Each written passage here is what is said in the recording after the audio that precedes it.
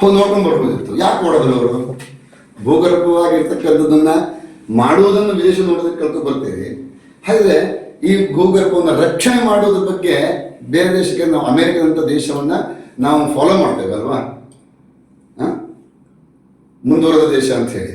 ಹಾಗೆ ಅವರು 90 ಡ್ಯಾಮನ್ನ with address ಅನ್ನು ಕೊಡ್ತೇನೆ ಡಿ ಕೆ ಶಿವಕುಮಾರ್ ಅವರಿಗೆ, ಸ್ವತಃ ಅವ್ರು ನೋಡ್ಕೊಂಡ್ ಬರಲಿ, ಆಮೇಲೆ ಅವರು ಈ ನಿರ್ಣಯ ಕೈ ಬಿಡಲೇಬೇಕಾದ್ರೆ.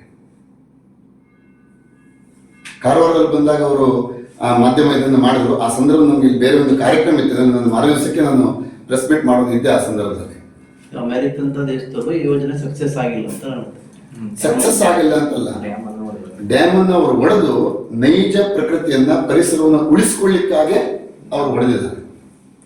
ಅವ್ರ ರೀಸನ್ ಅದನ್ನೇ ಕೊಟ್ಟಿದ್ದಾರೆ. ಅಷ್ಟಲ್ಲದೆ 2017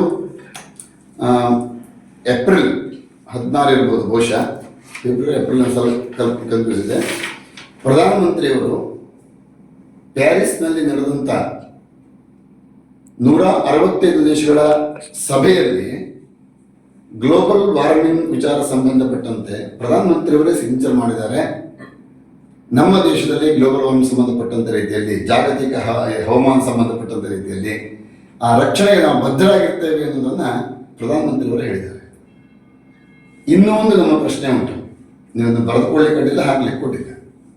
ಪ್ರಧಾನಮಂತ್ರಿಯವರು ಎಲ್ಲ ಕಡೆಯಲ್ಲೂ ಸಹ ನಮ್ಮ ಪ್ರವಾಸ ಮಾಡುವ ಸಂದರ್ಭದಲ್ಲಿ, ಅದರ ಉಡುಪಿಯಲ್ಲಿ ಬಂದ ಸಂದರ್ಭ ಅಥವಾ ಗೋವಾದಲ್ಲಿಯ ಪರ್ತಗಾಳಿ ಮಠದಲ್ಲಿ ಬಂದ ಸಂದರ್ಭದಲ್ಲಿ ಎರಡೂ ಸಹ ಅವರ ಮಾತನ್ನ ತಾವು ಕೇಳಿದರೆ ಆರಂಭದ 3 ಮಾತುಗಳು ಏನಿದ್ದಾವೆ, 9 ಪ್ರಮಾಣವನ್ನು ಮಾಡಿ ಅಂತ ಹೇಳ್ತಾರೆ. ಮರಗಳನ್ನು ರಕ್ಷಿಸಿ, 1ನೇ ಪ್ರಮಾಣ ಏನು, ನೀರನ್ನ ರಕ್ಷಿಸಿ. 2ನೇದು ನದಿಯನ್ನ ರಕ್ಷಿಸಿ. 3ನೇದು ತಾಯಿ ಹೆಸರಿನಲ್ಲಿ ಗಿಡವನ್ನು ನೆಡಿ ಅಂತ ಹೇಳಿ. ಅವ್ರು 9 ಇದ್ದಾವೆ, ನಾವು 3 ತಗೊಳ್ಳುವ. ಈಗ ನೀರನ್ನು ರಕ್ಷಣೆ ಮಾಡಿ ಅಂತ ನೀವು ಒಂದು ಕಡೆ ಹೇಳ್ತೀರಿ, ಒಂದು ಕಡೆಗೆ ಮರಗಿಡಗಳನ್ನ, ನದಿಯನ್ನು ರಕ್ಷಣೆ ಮಾಡಿ ಅಂತ ನದಿ ತಿರುವು ಯೋಜನೆ ಹಾಕ್ತಾ ಇದ್ದೀರಿ, ಇನ್ನೊಂದು ಕಡೆಗೆ ತಾಯಿ ಹೆಸರಲ್ಲಿ ನೀವು ಗಿಡ ನೆಡಿ ಅಂತ ಹೇಳ್ತೀರಿ. ಆದರೆ ಇಲ್ಲಿ ಮರ ಕಡಿಯುವ ಯೋಜನೆ ಆಗ್ತಾ ಇದೆ. ನಮ್ಮ ಉತ್ತರ ಕನ್ನಡದಲ್ಲಿ ಸಾಧಾರಣ ಲಕ್ಷ ಮರ ಕಡಿಯುವಂತ ಕೆಲಸ ಆಗ್ತಾ ಇದೆ. ನಾವು ಯಾರನ್ನು ಕೇಳಬೇಕು? ಕಾಯವನ್ನೇ ಕತ್ತಿ ಹಿಡಿದು ಬಿಟ್ರೆ ಯಾರನ್ನು ಕೇಳೋದು?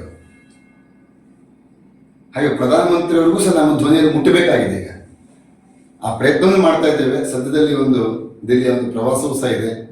ಅವನ್ನ ಭೇಟಿ ಮಾಡಿ ನಮ್ಮ ಅಹವಾಲುಗಳನ್ನು ಅವ್ರ ಮುಂದೆ ಇಟ್ಟು ಬರಬೇಕು ಅಂತಕ್ಕಂಥ ಸಂಕಲ್ಪ ಮಾಡಿದ್ದೇವೆ.